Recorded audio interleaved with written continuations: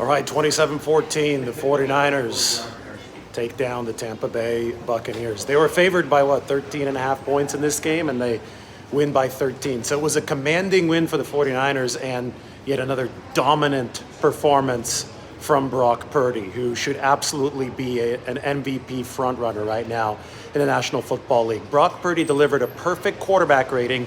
He became the first QB in 49ers franchise history to deliver a perfect rating in a game of at least 20 pass attempts. So just a little perspective on what Brock Purdy did today. 21 of 25, 333 yards, 3 touchdowns, including a 76-yarder to Brandon Ayuk. So anybody who's saying he's a dink and dunk quarterback, well, there's a perfect bomb for you to Brandon Ayuk, who had 5 catches for 156 yards. Ayuk has been one of the best receivers in football this year when you look at the separation and yak metrics. Obviously, he's playing on a loaded 49ers team, so maybe the numbers haven't been there from a reception and yardage standpoint because he has to share productivity with other guys. But when you look at an efficiency standpoint and you look at, again, those separation numbers, Ayuk has been awesome. He's been an A-lister, and I think that today the final box score numbers do really reflect that. But Purdy, oh my goodness. That deep pass, that's what everybody's going to be talking about. But how about the intermediate passes for the second straight season? And, he started his career against Tampa Bay last year. First start of his career came against Tom Brady and the Buccaneers. It lit the world on fire. What a story that was. This was again against the Bucs. This was the 18th start of Brock Purdy's career. And he's evolved even since that super hot start. He was the number 1 guy in intermediate throws last season. Again, he's number 1 this year, averaging about 12 yards an attempt on intermediate throws, which is just lethal efficiency. But I'll tell you, I don't know if it looks as impressive on television, but in person, the way that he layers the ball over the linebackers in front of the safeties on some of these intermediate passes, these aren't easy windows. These aren't like wide open throws. Brock Purdy this week said that he wants to play like a surgeon. He wants to carve defenses up with surgical precision. That's exactly the way to describe how he's playing. I mean, that wasn't a bad defense either. Tampa Bay was the number 7 run defense in the league coming into this game, so we knew that the 49ers were going to have to pass to set up the run. That was the game plan. They passed to set up the run, starting with that intermediate throw to George Kittle on the 49ers' very first drive of the game, going all the way to the big throw to Ayuk, and then the need to seal the game with athleticism. Brock Purdy's pocket presence is elite. It's I don't want to say second to none, but he's up there in terms of pocket presence in the NFL. He was really, really good. At the end of the game, he ran for that first down. When the 49ers defense, at the end of the game, Baker Mayfield, who I don't think played poorly, I think Baker Mayfield has really matured as a quarterback. He was threatening to bring Tampa Bay back in this football game, but the defense had to sweat a little bit for the 49ers. Now, I'm sure that Talanoa Hufanga's health is on a lot of people's minds. Rachaad White, the running back for Tampa Bay, was out in space against Talanoa. Talanoa whiffed on the tackle, and it didn't look good. He exited after that play, and then he was carted off the field. The fear, obviously, because they said knee injury would be an ACL injury, just given the fact that it was a non-contact injury, but nothing has been confirmed yet on that front. I'm about to head to the locker room to check.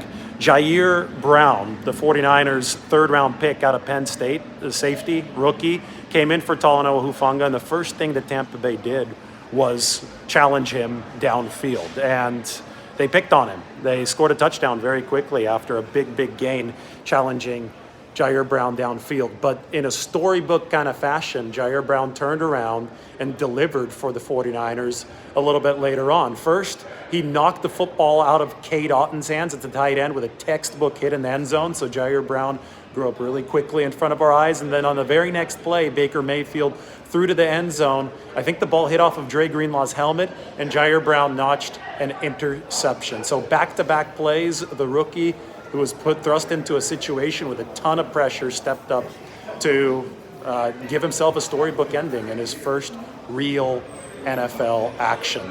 Have a game, Jair Brown.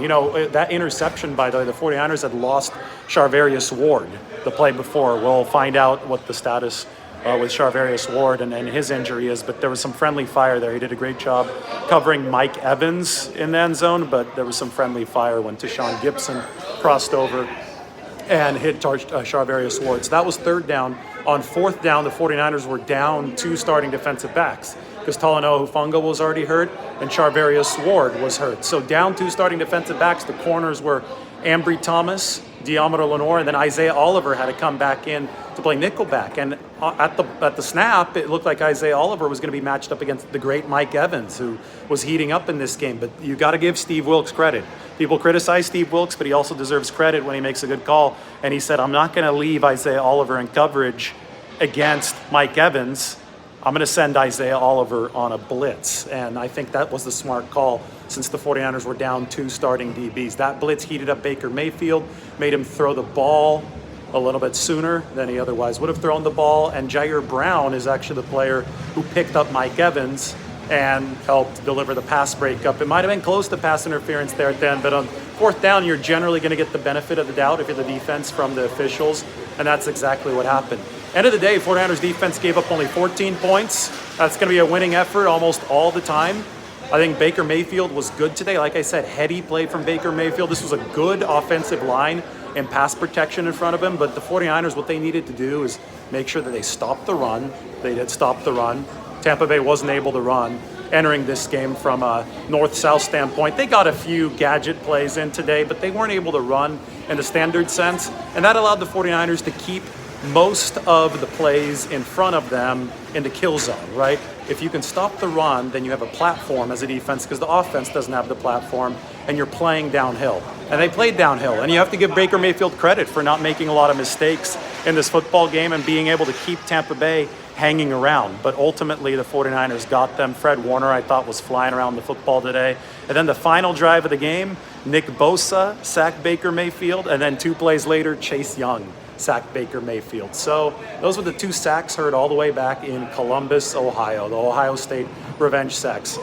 Baker Mayfield, early in the game, Tampa Bay ran a little reverse action, and Baker Mayfield blocked Nick Bosa. And Baker celebrated like it was a touchdown. He was raising his hands even though it was just a 6-yard gain. So from Nick Bosa's perspective, I think the hatchet had been buried, but maybe Baker Mayfield wanted to get a little bit of revenge. Despite the fact that Mayfield, I thought, excessively celebrated that 6-yard gain, 2 plays later, Nick Bosa sacked him and Fred Warner forced a fumble. That was a big takeaway that the 49ers notched early in the game. The 49ers +2 in the takeaway column today. They're ascending back to the top of the NFL in turnover margin, which I think is extremely, extremely significant. Christian McCaffrey, really good again for the 49ers. I don't know what happened in the Seahawks-Rams game that's happening right now, but the 49ers are now 7-3. They're going to move on to Seattle on Thursday night. I know that Geno Smith did get hurt, so the 49ers will probably be a little bit limited injury-wise because Talanoa Hufanga was carted off today, but it looks like the Seahawks are also going to struggle on this short week. Big picture, 2-possession win in the NFL is extremely impressive. 49ers remain extremely impressive. 7-3 is the record. Brock Purdy is an MVP frontrunner. If somebody says that he's not, they do not know the game. Perfect quarterback rating for the first time in 49ers franchise history. Brock Purdy also becomes only the 22nd quarterback in NFL history with at least 25 throws and a perfect rating. That is how impressive he was. All right, we'll talk to you very soon. I'm off to the locker room.